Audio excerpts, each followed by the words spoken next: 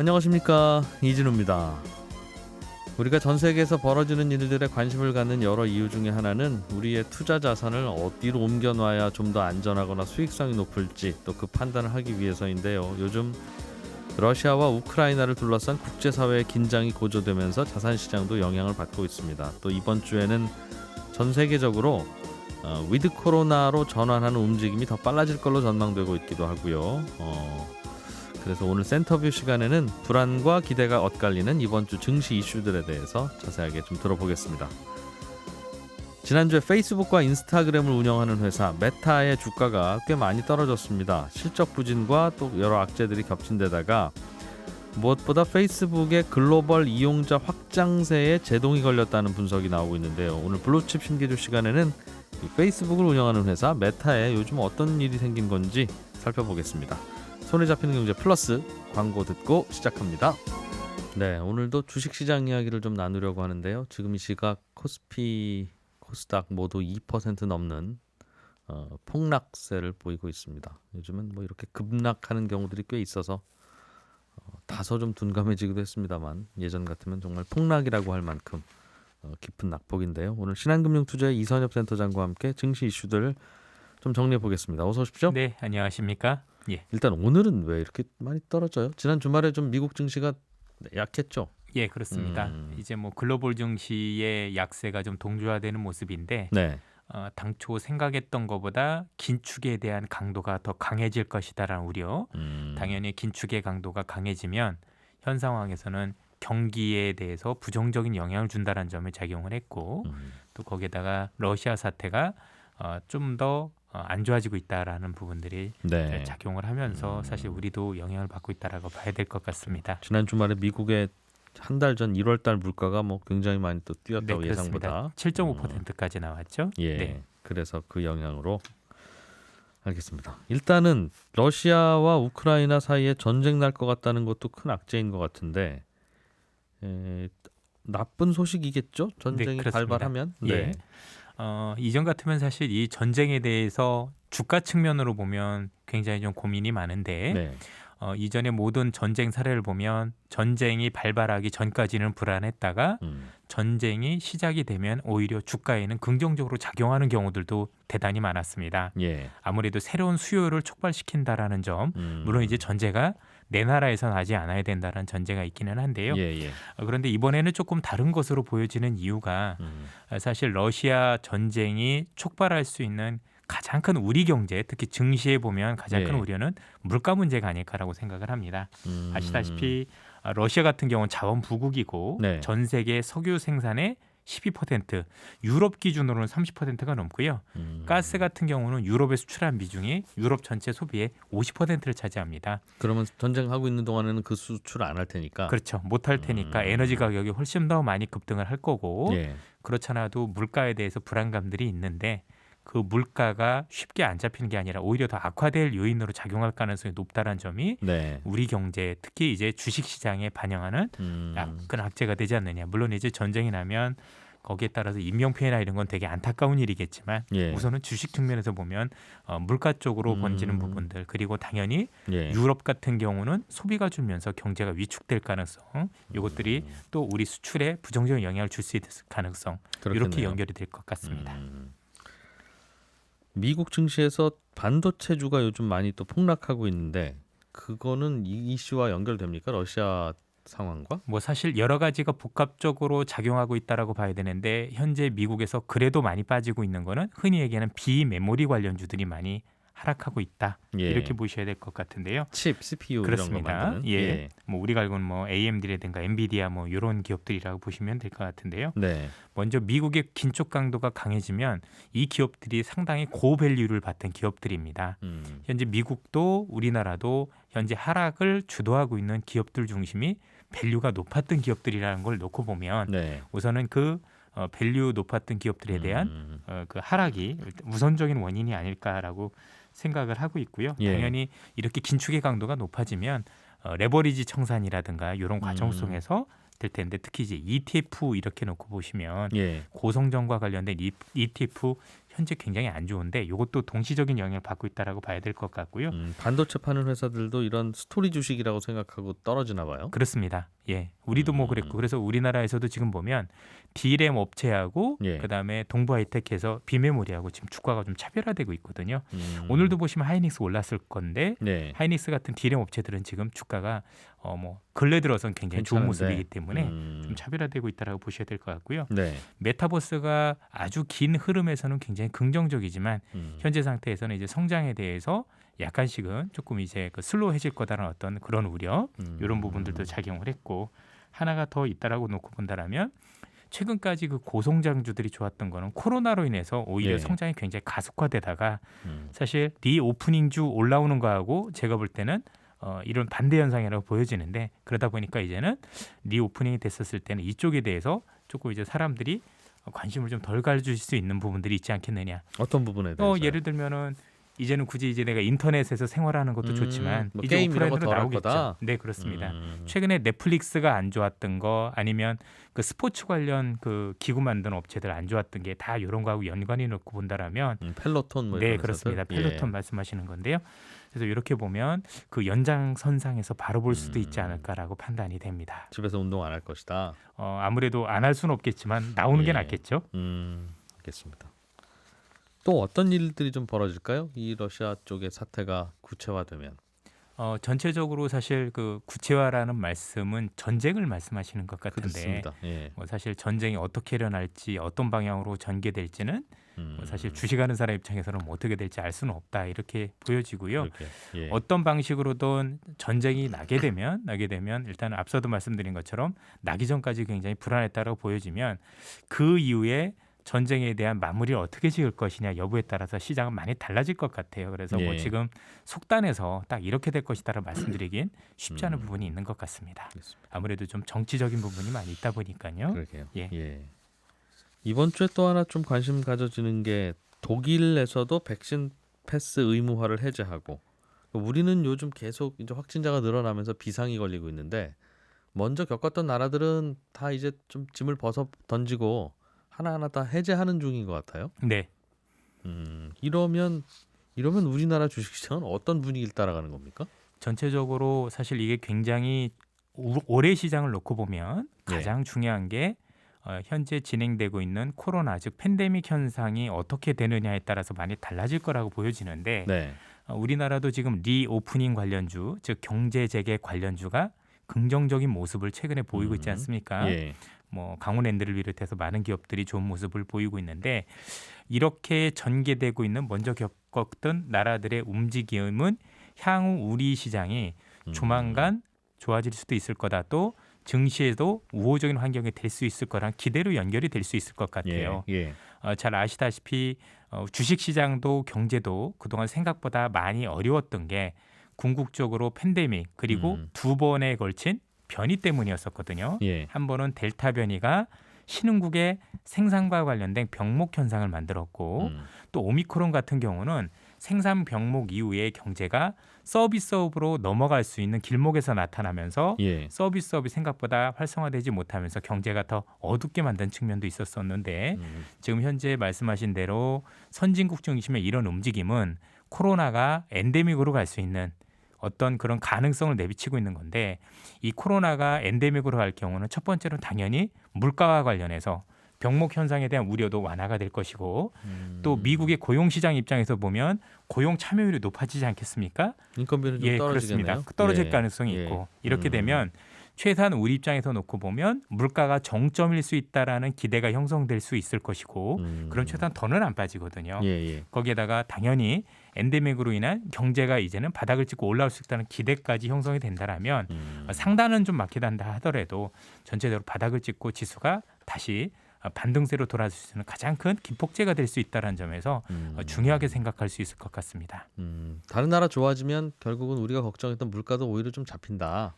예, 전체적으로 지금 물가 뭐 상승 요인 한두 가지는 아니지만 예. 어쨌든 지금 연준이 저렇게 서두르는 것도 결국 고용 시장과 관련이 있는 건데 예. 그 고용 시장이 이렇게 굉장히 어려워진 이유 중, 그러니까 뭐 노동이 안 좋다가 아니라 지금 사람이 부족한 거잖아요. 예. 그래서 지금 임금이 올라가고 있는 게 문제인데 노동 시장에 대한 참여율이 높아지면 아시다시피 지금 코로나로 인해서 제일 문제가 되고 있는 게 이동의 자유가 없어진 거거든요. 네. 국가 간의 이동, 지역 간의 이동 이런 것들이 있어야 노동시장에서 좀 원활하게 사람을 찾을 수 있을 건데 우리나라만 예를 들더라도 우리나라에서 지금 허드렛 일은 많은 분들이 지금 동남아에서 예, 오신 예. 분들이 담당하고 있잖아요. 예. 이러면서 올라진 측면도 있는데 만약에 미국 같은 경우도 이로 인해서 이동의 어떤 자유가 많이 해진다라면 그동안 노동시장에서 참여를 덜했던 여성분들이라든가 아니면 숙련공이었던 장년층들의 복귀가 늘어나면서 예. 어쨌든 지금 올라갔던 임금 상승률이 이제 둔화되기 시작을 하고 예. 그러면 뒤이어서 전체적으로 그럼 물가가 정점일 수도 있겠구나. 또 반대로 얘기하면 미국의 긴축의 강도가 여기가 끝일 수도 있겠구나. 이렇게 생각할 수 있겠죠. 또 동시에 노동시장 참여율이 높아진다는 얘기 자체가 예. 소비로 이어질 수 있는 거니까 시장이 뭐 우리가 보는 경제가 더 나빠지는 부분보다는 바닥권 형성에 대한 기대가 가장 커질 수 있다는 점에서 긍정적이라고 생각을 하고 빨리 있습니다. 열리면. 네. 투자는 그럼 어떤 식으로 좀 해야 되겠습니까? 사실 아시다시피 올해 연준의 발언 또 예. 경제를 담당하시는 뭐 로렌스 서머스 교수라든가 많은 분들의 발언을 보면 예. 3주에 한 번씩 말씀들이 바뀌고 있습니다. 그리고 연준 같은 경우도 궁극적으로 우리한테 발표한 내용을 보면 앞으로 시장 상황에 따라서 정해진 경로가 없다라고 얘기를 하고 있는 거거든요. 그래서 지금 경제를 바라보고 주식을 투자하는 것보다는 결국 이 엔데믹으로 인해서 어디부터 회복이 될 것이냐에 따라서 투자를 시작을 해야 될 거라고 보여지는데 앞서도 말씀드렸다시피 가장 먼저 봐야 될 것은 연준을 바라보는 것보다는 현재 진행되고 있는 선진국에서의 이 엔데믹에 대한 기대가 현실화될 수 있을 것인지 여기 이제 한 달 정도면 될 거라고 보여지거든요. 네. 한 달 안에 정말 선진국을 보니까 이런 사례를 보면 코로나 거의 끝나가는 거라고 어느 정도 확신이 들기 시작을 하면 그때부터는 제가 볼 때 저가 매수세에 나서셔도 된다라고 보여지고요. 그 뒤로 좋아지는 순서대로 예를 들어서 병목 현상이 완화되면 네. 병목 현상 완화와 관련된 수혜주 그렇지 않겠습니까? 예. 또 이제 고용 시장이 완화가 되면 고용 시장 수혜와 관련된 완화주들 이게 순서적으로 있을 거예요. 예. 그래서 그 순서대로 베팅을 시작하는 게 즉 지금은 물가가 오를 것이니 물가가 오르면 금리가 오르면 거기에 따른 금리 상승 수혜주에 베팅하는 것보다는 예. 향후 어쨌든 간에 물가가 낮아진다는 걸 감안해서 물가가 낮아졌을 때 요인들이 있지 않습니까? 예. 공부 측면에 우리가 말씀드린 병목 현상이 낮아질 것인지 아니면 고용 시장이 좋아질 것인지 이런 요인에 따라서 수혜주들이 많이 달라지기 때문에 그 순서대로 베팅을 조금씩 시작해 가시는 것들이 되게 필요해 보입니다. 그동안 올랐던 거는 좀 조심하고 그동안 안 오르거나 떨어졌던 거를 좀 관심 갖자는 오히려 말하고 지금부터는 그게 더 나을 거라고 보여지고요. 만약에 제가 지금 말씀드렸던 게 틀렸다라면 네. 시장은 더 많이 빠지는 거 아니겠습니까? 뭐 그러겠죠. 그렇죠. 예. 그렇게 된다라면 종목에 대해서 의미가 없기 때문에 전반적으로 놓고 본다라면 요 코로나가 끝나면서 물가가 완화되는 그 요인의 순서대로 예. 관련 수혜주들을 중심으로 대응을 하는 게 좋겠다. 이렇게 보여집니다. 센터장님께 여쭐 질문은 아닌 것 같은데 변수는 될 것 같아서 변이 바이러스가 또 다른 거 나오지는 않을까요? 예. 이거는 사실 누구도 안 나왔으면 좋겠는데요. 요건 이제 기대라고 해야 되는 거지 나올 거다 안 나올 거다 말씀드리기가 참 어려운 게 저희도 이제 델타 변이 이후에 오미크론이라는 거에 대해서 사실 나올 것인가에 대해서 상상도 못했다가 지금 이런 일들이 벌어진 부분이 없잖아요. 물론 이제 일부 어느 정도 될 거다라고 생각을 했었던 거지만 나름대로 이렇게까지 될 거라고 판단을 못했었기 때문에 사실 그 질문은 뭐 제가 좀 말씀드리긴 적정하지는 않은 것 같고요. 이제 기도해야죠. 안 나오기를. 예. 이 참 주식 시장이 어떻게 판단해야 되는지 모르겠는 게 2020년에 코로나 생기고 나니까 그 충격으로 주가가 떨어졌다가 코로나가 잘 안 잡히고 고생은 시작했는데 코로나 때문에 연준이 돈을 풀기 시작하니까 오히려 그 힘으로 주가가 정말 많이 올랐죠. 엄청나게 올랐다가 지금은 코로나가 또 끝나야 주가가 오른다고 하니 이 시장의 논리라는 어렵습니다. 항상. 예. 그리고 뭐 지금은 뭐 많은 투자자분들은 아시다시피 우리가 함부로 예상을 하거나 통제할 수 없는 변수, 예를 들면 러시아라든가 질병에 관련된 변수기 때문에 더 판단이 어려운 게 아닌가라고 생각이 들고요. 그러나 항상 지나보면 많은 투자자분들께서 괴로워하고 힘들었던 만큼 저가 매수 기회였던 것도 맞았던 것 같습니다. 지나보면 꼭 알거든요. 그리고 기업이라는 것들이 결국 실적 중심으로 움직이는데 절대적으로 저평가 국면에 들어가는 부분들 예를 들면 코스피 기준으로 PBR 1배라고 보통 얘기를 하죠. 예. 지금 현재 뭐 숫자적으로 놓고 보면 2,600선 초반 정도가 그 숫자가 되는데 그 이하에서 뭔가 샀었을 때 큰 우려는 항상 없었지 않았느냐라고 하는 부분들도 한번 새겨보실 필요가 있는 것 같아요. 예. 연준은 1월 의사록 어떤 얘기가 있었는지에 대해서 아직은 공개가 안 되고 있는데 이번 주에 그게 이제 뒤늦게 공개가 되잖아요. 네. 분위기를 보면 그때 정말 끔찍한 얘기 많이 했을 것 같다. 연준 참가자들이 이거 금리 뭐 계속 빨리 올려야 되는 거 아니냐 등등 이미 이제 지난 회의이긴 합니다만 이것도 심리에는 영향을 꽤 줄 거라면서요? 아무래도 그럴 수밖에 없는 게 어떻게 보면 이번 하락을 촉발했던 1차적인 촉발제가 사실 12월에 있었던 연준 의사록이 발표되면서 네. 아 이런 얘기까지 했었나라는 부분들이 작용하면서 영향을 예. 미쳤지 않습니까? 예. 그러면 지금 연준 의사록이 또 발표가 될 텐데 현재 우리가 알고 있는 경로가 일단 있죠. 지금 시장에서는 올해 7번이나 금리를 인상할 수도 있고 예. 또 중간에 25bp가 아니라 50bp 정도 올릴 가능성에 대해서도 얘기가 나오고 있는데 이 정도 얘기를 오갔다라면 시장에 미치는 영향은 중립적이라고 보여지는데 그 이상으로 그 이상이라 하면 첫 번째는 예정에 없던 연준을 개최해서라도 금리를 올려야 된다. 7번이 넘어가는 거죠. 그러면 예. 두 번째는 흔히 얘기하는 QT 돈을 걷어들이는 양적 긴축을 조금 더 시기를 앞당기거나 아니면 그 규모를 훨씬 더 강하게 해야 된다라는 그런 논의가 있다라면 시장이 부정적일 것 같은데 그렇지 않을 경우는 사실 어느 정도 시장에는 반영이 돼 있다라고 봐야 될 것 같습니다. 그러나 막 우리가 의사록을 지금 볼 수 있는 상황은 아니니까 보고 나서 판단을 하셔야 되지 않을까라는 생각이 드네요. 코로나 끝나고 나면 어떤 기업들의 실적이 좋을 것이냐 이것도 이제 주가에 영향을 많이 주는 요인일 텐데 네. 당연히 뭐 여행 안 가다가 여행 가면 여행주 실적은 좋겠죠. 예, 그러나 그렇습니다. 그게 이제 얼마나 사전에 반영되어 있느냐 이것도 좀 고민거리일 거고. 사실 여행도 지역마다 다른 것 같아요. 예. 한국과 관련해서 한국 여행주들이 많이 오르려면 기본적으로 동남아나 일본, 중국에 대한 노선이 굉장히 많기 때문에 열려야 되는데. 그렇습니다. 이쪽이 열리는 게 저희 입장에서는 굉장히 중요하다라고 보고요. 그래서 이 순서대로 열리는 순서대로 주가가 반영되지 않을까. 그래서 지금도 리오프닝 관련주들 보면 먼저 오르고 있는 게 국내에서 리오프닝을 할 수 있는 관련주가 먼저 오르고 있고 예. 그쪽과 관련된 기업들은 오르긴 하지만 오름세가 좀 덜 하고 있는 편이거든요. 그러니까 지금 미국의 리오프닝부터 시작을 해서 국내 리오프닝 그다음에 이제 동남아 국가들까지 열렸을 때 관련된 리오프닝이 또 다 다르지 않습니까? 그렇게 조금 나눠서 보셔야 되지 않을까라고 생각이 드네요. 예전에 우리가 많이 담아야 한다고 이야기를 들었던 이른바 성장주, 예. 뭐 인터넷 관련주, 뭐 새로운 플랫폼 기업들 이런 회사들은 요즘은 주가가 참 안 좋은데 너무 안 좋죠. 네. 어떻게 봐야 되겠어요? 우선 우리나라 인터넷 관련주들 흔히 얘기하는 성장주들이 미국보다도 더 선제적으로 규제 때문에 많이 빠졌고 예. 그런 상황에서 지금 2차 성장을 모색하고 있는 것으로 보여집니다. 사실 그 지금 흔히 얘기하는 팡 주식들도 보면은 주가가 차별화되고 있는데 향후 메타버스가 된다라고 가정을 했었을 때 분명히 플랫폼이라는 기업들의 지향점이 독점적 구조잖아요. 예. 그럼 이 기업들 중에서도 또 다시 나뉘어질 것 같아요.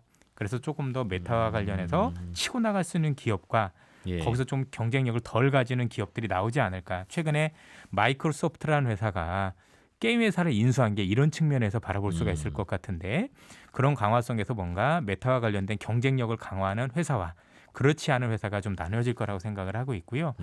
국내 이 관련주들 같은 경우는 결국 이번에 대선이 끝난 이후에 또다시 성장할 수 있는 청사진을 우리한테 제시해 줄 수 있겠느냐. 우선 아시겠지만 일부 기업 중심으로 지난주에 주주 환원 정책을 발표하고 있는 것으로 알고 있는데 카카오 예 그렇습니다. 예. 뭐 아시다시피 그동안 이제 뭐 정부 규제만 있었던 게 아니라 또 대주주들의 조금 이제 안타까운 행보들도 영향을 예. 많이 미쳤던 것들이 사실인데 변해가고 있는 게 저는 중요한 것 같아요. 그런 상황에서 일단은 첫 번째로 주주 친화 정책으로 변해가고 있다. 이전처럼 그런 행동은 못할 것이다. 또 이 기업들이 향후 나갈 수 있는 게 수출 관련해서 해외 쪽 진출할 수 있거든요. 뭘 팔죠? 이쪽에도 팔 수 있는 게 웹툰이 있고요. 그다음에 우리가 알고 있는 엔터테인먼트가 있습니다. 예. 생각보다 강력한 힘을 가지고 있다라고 놓고 본다라면 저는 이런 기업들과 관련해서 이번 하락 때 저는 오히려 이쪽과 관련해서 눈을 한번 돌려봐도 더 나쁘지 않지 나빠질 건 않을까. 아닌 것 예, 같다. 사실 저희도 포트에 조금씩은 담고 있습니다. 그 돈 많이 풀던 시절에 너무 고평가된 멀티플이 있는 것은 혹시 아닙니까? 좋아지긴 할 텐데. 전체적으로 근데 어차피 성장주는 돈을 안 풀었을 때도 멀티플이 강했었기 때문에 사실 그 멀티플 가지고 얘기를 하면 답이 없죠. 뭐 올라갈 때는 계속 성장주야 얘기하는데 또 빠지니까 비싸다라고 얘기하면 어떻게 할 말이 있겠습니까? 그렇다고 이 기업들이 퍼 10배 받고 이럴 수 있는 기업들은 아니잖아요. 중요한 건 뭐냐면 앞서도 말씀드린 플랫폼의 기본적인 속성인 것 같아요. 독점적 구조로 유지해 갈 수 있고 사업을 꾸준히 확장해 갈 수 있는 능력이 되는지 그런 청사진을 가지고 있는지 이 여부가 더 중요하다라고 판단됩니다. 신한금융투자의 이선엽 센터장이었습니다. 고맙습니다. 예, 감사합니다. 블루칩 기업들의 이슈와 투자 그리고 그 이면의 이야기들을 살펴보는 블루칩 신기주 시간입니다. 오늘은 최근에 이름 바꾼 회사죠. 페이스북과 인스타그램을 운영하는 메타라는 회사가 최근에 주가가 많이 내려서 이 회사는 또 무슨 일이 벌어졌길래 그런가를 중심으로 좀 살펴보겠습니다. 북저널리즘의 신기주 이사님 어서 오세요. 네, 안녕하세요. 주가가 많이 내렸다군요, 정말. 이게 메타 때문에 애타는 분들 많을 거예요. 그런 걸 또 준비해 오시고. 아니 고맙습니다. 이게 장명이 중요해요, 그렇죠? 자, 우크라이나 사태 때문에 주가 나쁘죠. 근데 사실은 지난주, 지지난주엔 미국장은 메타 때문에 문제였는데, 그러니까 말하자면 아마존, 테슬라, 구글 다 빅테크 어닝 서프라이즈였어요. 실적이 좋아서 연준이 금리를 올려도 실적이 좋으면 좋지라고 생각했는데 메타가 딱 사고 쳤는데.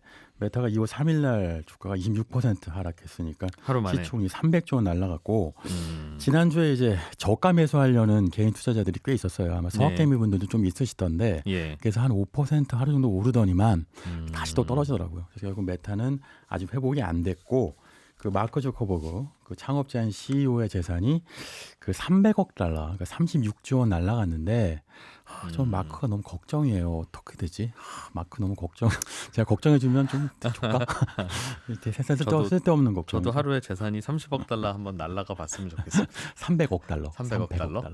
그리고 그런 재산이 있어야 날라가기라도 할 텐데. 어쨌든 뭐 그거야 뭐 저희가 걱정할 일까지는 아닌데 하루에 20몇 %가 떨어진다는 건 이렇게 큰 회사는 뭐 안 좋아지면 조금씩 주가가 내리긴 하지만 뭔가 사고가 있지 않으면 이런 일은 안 벌어지는데 그러니까요. 무슨 일 있었죠? 네, 여러 가지 이유가 있는데요. 이제 표면적인 이유가 있고 정말 근본적으로 시장이 메타에 대해서 의심하는 부분이 있습니다. 다 짚을 텐데 표면적인 건 일단 그 지난 2021년 4분기 실적이 나빠요. 매출은 증가했는데 그런데 이제 영업이익이 나빠졌고 그리고 이제 빅테크는 워낙 발행 주식이 많으니까 가장 중요한 게 그 주식 한 주당 순이익이잖아요. 요게 3.67달러였는데 시장의 전망치가 3.84달러였으니까 이거 하회했습니다. 이게 하회하면 주가가 무조건 떨어지는데 지금 말씀하신 것처럼 이 정도 갖고 26%나 떨어진다는 건 사실은 그걸 넘어서는 이유가 있다는 뜻이고요.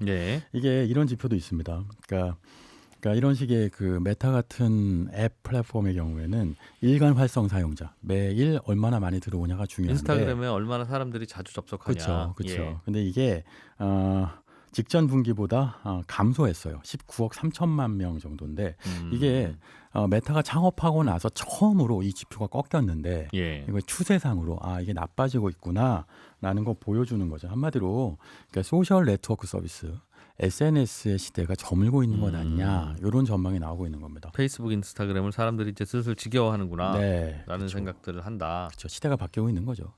큰일이네요. 이걸로 돈 버들 회사가 사람들이 이걸 지겨워해서 안 들어오면 뭐 답 없는 거 사실 아니겠습니까? 답이 없죠. 그래서 사실 그러니까 이제 이름을 메타로 바꿔서 우리 더 이상 페이스북, 인스타그램 아니고요. 메타 플랫폼 그러니까 메타버스로 가는 회사예요. 이런 거 설명하는데 문제는 시장이 의심을 많이 해요. 이게 무슨 얘기냐면 메타라는 회사가요. 본질적으로는 실리콘밸리 안에서 체리 피커 이른바 무임 승차를 하는 걸로 유명한 회사거든요. 약간 설명을 드리면 그러니까 애플하고 구글은 이제 모바일 시대를 열었잖아요. OS도 만들고 또는 아이폰 같은 하드웨어 모바일 기기도 만들었죠. 예. 뭐 삼성도 디바이스 만들었어요. 이 모바일 생태계 만드는데 일조했고, 뭐 심지어 아마존만 해도 이렇게 해서 만든 모바일 생태계 안에서 주문하면 주문이 올 수 있게 만드는 이른바 물류 시스템 생태계를 만드는데 엄청난 투자를 했어요. 예. 그러니까 이런 빅테크 회사들은 돈도 많이 벌지만 그 사전에 많은 투자를 했다는 건 모두가 인정합니다. 예. 그런데 메타는 사실은 한 게 없어요.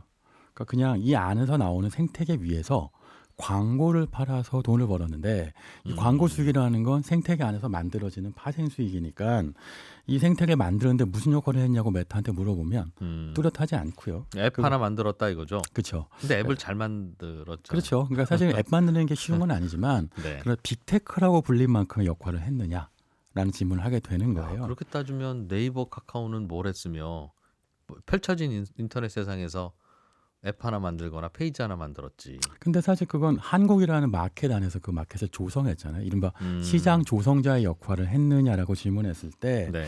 적어도 그 실리콘밸리 안에 빅테크 CEO들과 경영진들은 메타한테 의심이 있어요. 그러니까 이 체리피커다라는 생각을 하는 데다가 실적 떨어지니까 별소리를 다 듣는군요. 심지어 이런 것도 있습니다.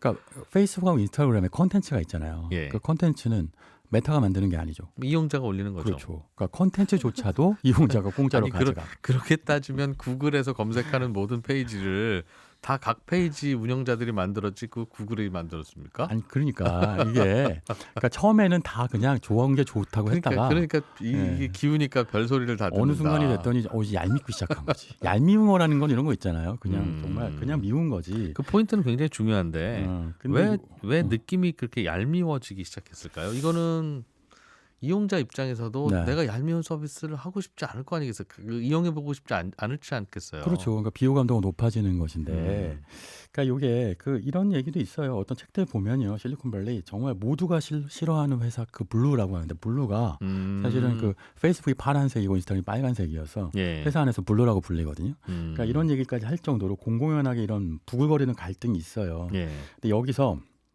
이제 깐깐한 팀 쿡, 애플의 CEO가 아주 깐깐한 걸로 유명하죠. 네. 이번 양반이 어떻게 하냐면, 그러면 앞으로 그러니까 우리 애플 안에 있는 그 아이폰을 이용한 페이스북에 광고를 하기 어렵게 만들겠다라는 정책을 쓰는 겁니다. 물론 페이스북을 타겟으로 한 건 아니지만 누가 봐도 가장 큰 피해를 보는 건 페이스북일 수밖에 없는 것. 그게 뭐냐면 2021년 4월에 이른바 ATT 정책이라고 해서 앱 추적 투명성 정책을 쓰는데 네. 무슨 얘기냐면 요즘 아이폰 쓰시는 분들은 많이 있으실 거예요. 뭐냐면 앱을 딱 열면 이 앱에서 당신의 개인 정보를 갖고 앱들이 정보를 이용해서 광고를 할 수 있도록 허용할래요라고 물어보는 거거든요. 네. 그 대체로 허용 안 할 거요? 하세요 그거? 뭐 해서 얻을 게 뭔지를 알아야 되는데 굳이 그럴 건 없겠죠. 그쵸. 그러니까 내가 그 휴대폰에서 이런저런 검색을 해서 방문했던 곳이나 그런 것들에 대한 정보를 페이스북한테 줄까? 네. 주면 페이스북은 요즘 이분 이런 데 관심 있구나라고 생각하고 자기 광고주들 중에서 그런 쪽에 있는 관련 기업들 광고를 너한테 줄 거야. 네. 그러면 그럴래? 이제 하고 물어본다는 거죠. 그렇죠. 네. 근데 여기서 많은 사람들이 적어도 미국에서 2% 4%밖에 안 되는 사람들만 오케이 하고 네. 나머지 대부분의 경우에는 거부하고 있는 실정이고요.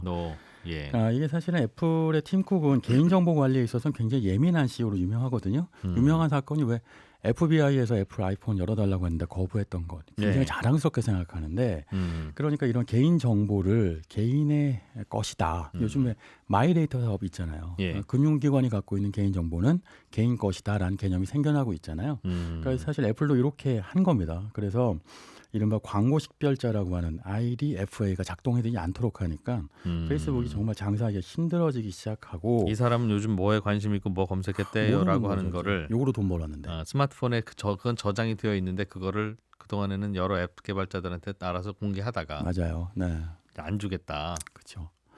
근데 이게 그러니까 겉으로는 개인정보 보호에 관련된 뭐 선업과의 싸움 뭐 이렇게 보여지기도 합니다만 사실은 내용이 더 깊이 들어가면 이런 부분도 있어요. 그 5대 빅테크라고 하죠. 네. 애플, 마이크로소프트, 구글, 페이스북, 아마존이 있는데 2015년만 해도 이 빅테크 회사들이 전체 매출에서 경쟁하는 그 매출 규모가 한 20% 정도 됐어요. 그러니까 정말 그 충돌이 적었던 거죠, 상대적으로. 예. 그런데 지금 그러니까 2021년 지난해 기준으로는 40%까지가 경쟁 시장이 된 겁니다. 대표적으로 뭐 다들 노리고 있죠. 우리 앞으로 미래는 메타버스다 이런 얘기 많이 하는데. 다들 메타버스 뛰어들고. 그렇죠. 모두가 메타버스 얘기하니까. 하기야 아마존이 쇼핑몰이었다가 요즘엔 검색 광고를 팔더군요. 그렇죠. 네, 그러니 이거는 구글하고 충돌하는 네. 거고. 자율주행도 마찬가지예요. 이 시장 역시도 뭐 구글, 뭐 MS, 이 OS 시장하고 경쟁하죠. 예. 그러니까 점점 경쟁이 치열해지고 있으니까 페이스북이 체리피킹했던 광고 시장을 이대로 내버려 두기는 억울하다. 그러니까 얄미움이라는 게 결국 논리적인 설명이 가능해지는 겁니다. 네. 근데 심지어 더 메타한테 문제가 있는 건 아이폰만 이렇게 하는 게 아니라 애플만 2022년 2분기 이제 시작되는 다음 달이네요. 다음 달부터 구글도 이렇게 하겠다는 거예요. 안드로이드도? 예, 맞습니다. 그럼 전 세계 휴대폰에서 다 페이스북의 그 필살기 광고가 네. 작동을 안 하는 거네요. 맞아요. 네. 그러니까 심지어 문제는 메타의 매출에 광고 매출 비중이 98%예요. 야. 광고의 의존도가 너무 크죠. 네. 그러니까 사실은 메타는 그 소셜 네트워크 시장의 거대한 광고판이라고까지 할 수 있는데 최근에 메타의 CFO가 이런 그 4분기 실적 발표하면서 이런 숫자를 하나 내보였는데 애플이 이렇게 ATT 정책, 네. 그 광고 정책을 바꾸어서 메타한테 일어난 매출 손실액 2021년 기준으로 100억 달러에 달한다라고 했어요. 12조 원 정도 되는데 예. 이게 메타 2021년 총 매출의 8%입니다. 그러니까 점점점 피해 규모가 커지고 있는데 안드로이드, 구글까지 들어가게 되면 메타한테 치명적이겠죠. 이게 주가가 떨어질 수밖에 없는 원인인 거죠. 그러니까 올 것이 왔구나라고 시장이 보고 있는 겁니다. 야. 어떻게 해요? 이제 그럼 뭐 페이스북도 그래도 좀 대응을 해야 될 텐데 본인들 휴대폰이 있는 게 아니면 운영 체계가 없으면 그 페이스북이 광고하는 그 원리를 우리 휴대폰의 운영 체계는 인정하지 않겠습니다라고 하는 게 그 애플과 구글의 정책이라면 그렇죠. 좀 설득할 방법도 없고. 그러니까 이게 그 페이스북도 페이스북 폰이라는 걸 만든 적도 있어요. 그러니까 하드웨어 만들어서 우리도 하겠다였는데 네. 사실 이제는 얘기도 하지 않죠. 정말 흑역사라고 표현되는 건데, 그러니까 처음에는 마크 저커버그가 감정적 반응을 했어요. 그래서 애플 같은 회사들이 시장을 독점하려고 하는 것이다라면서 심지어 유명 매체에 광고도 하기도 하고 예. 뭐 이렇게 했는데 결과적으로는 소용이 별로 없었고. 근데 사실 이게 유예가 될 수 있는 기회가 좀 있었던 게 코로나 덕분이었거든요. 코로나 팬데믹이 벌어지면서 그 언택트 소비가 이어지고 그러니까 디지털 광고 수요가 증가하고 그러니까 인플레이션이 일어나니까 제품 수요도 증가하면서 광고 매출이 일시적으로 굉장히 늘어났죠. 그게 구글하고 특히 페이스북이 광고를 많이 팔았는데 그 덕분에 유예가 됐다가 이제 점점점 이 독이 온몸으로 퍼지고 있는 상황이고 여기 하나 더 짚자면 2022년 10월이었죠. 그때 예. 그 페이스북의 내부 고발자, 그 공익 제보자가 있었죠. 프란시스 호건이 페이스북이 얼마나 나쁜 일을 많이 했는지를 알고리즘적으로 설명했는데 알고리즘을 이제 만들어 갖고 사람들이 분노하거나 불행하거나 편협하게 만든 거예요. 그러니까 그런 컨텐츠가 훨씬 더 소셜 네트워크의 뭐 사용 시간, 광고 노출 시간이 증가했다라고 하는 건데 자극적인 거 나한테 더 자주 보여주도록 알고리즘을 짰다. 그렇죠. 네. 요즘에 사이버 레카 이런 거 그 화제잖아요. 예. 거대한 사이버 레킹을 했던 거라고도 할 수 있겠는데 그것도 어찌 보면 식당 가면 여기저기 음식 사진 예쁘게 맛있게 잘 찍어서 막 사방에 붙여놓잖아요. 네. 저거 하나 더 시켜 먹고 싶게. 그거 페이스북이 한 건데. 그러니까 맞아요. 그러니까 사실 근데 그게 정말 식당에 가야 노출되는 것과 네. 내가 늘 들고 있는 모바일 디바이스에서 그게 노출되는 거 완전 다르고 네. 그게 심지어 10대들까지 노리는 뭐 청소년 인스타그램도 그런 식으로 알고리즘을 짰다고 하니까 이게 말하자면 이런 겁니다. 그 테크 업계 내에서도 사실은 얄미웠는데 이제 프란시스 호건 같은 공익 제보자가 등장해서 네. 이게 정말 나빴다라는 걸 증언하니까 이게 여론이 나빠지고 예. 여론이 나빠지니까 시장의 반응도 나빠지고 그런 악순환 상태에 빠져 있는 거죠. 예. 그래서 이제 페이스북이 하고 싶은 게 이런 겁니다. 마크 저커버그가 이름을 메타로 딱 바꾼 다음에 우리는 과거와 절연하겠어. 그리고 우리는 메타의 새로운 시장을 열겠어라고 얘기를 하고 있는 거고, 그러니까 메타버스 안에서 또 다른 페이스북이 되고 싶다. 뭐 이게 이제 비전인 거죠.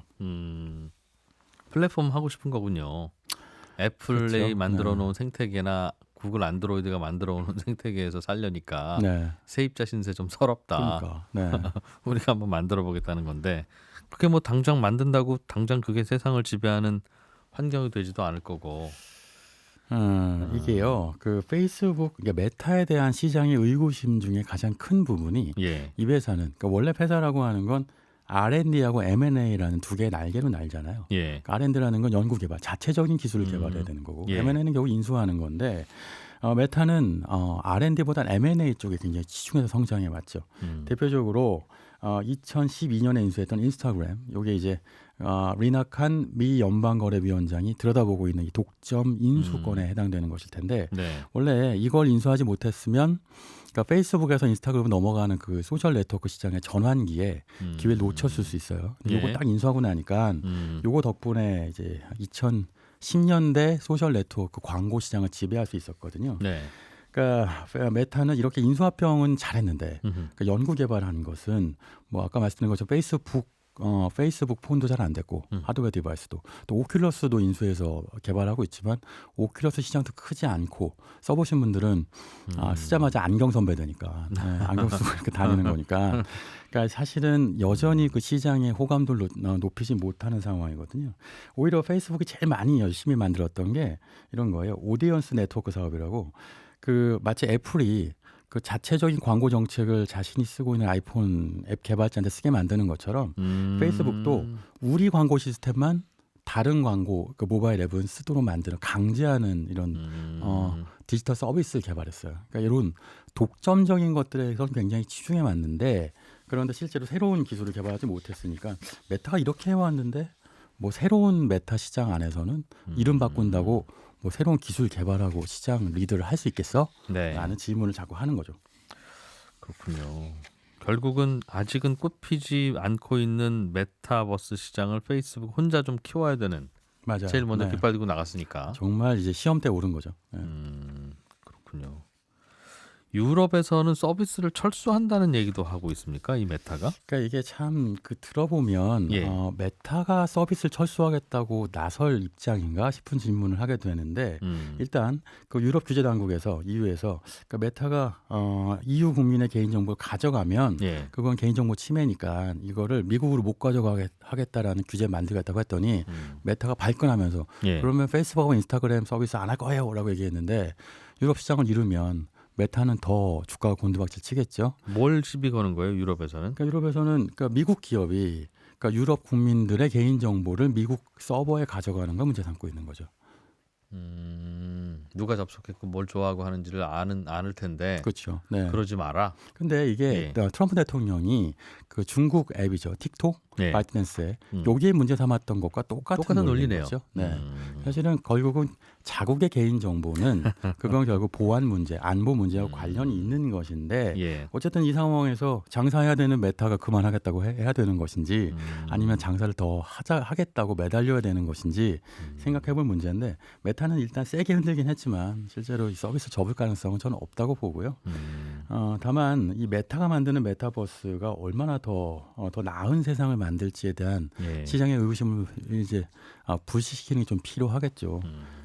이전에 2010년대 소셜 네트워크 시장은 정말 그 알고리즘 때문이라도 서로 막 시기하고 질투하고 뭐 아니면 시샘하고 이런 시장이었잖아요. 메타버스까지 그래야 할까요? 북저널리즘의 신기주 이사였습니다. 고맙습니다. 네. 네, 손에 잡히는 경제 플러스 오늘 여기서 마무리하겠습니다. 혹시 방송 내용 다시 들으실 분들은 팟캐스트나 저희 홈페이지 게시판에 오시면 다시 들을 수 있으시지요. 저는 내일 아침 8시 30분에 손에 잡히는 경제에서 또 인사드리겠습니다. 지금까지 이진우였습니다. 고맙습니다. 더 깊고 더 재미있는 경제 이야기 이진우의 손에 잡히는 경제 플러스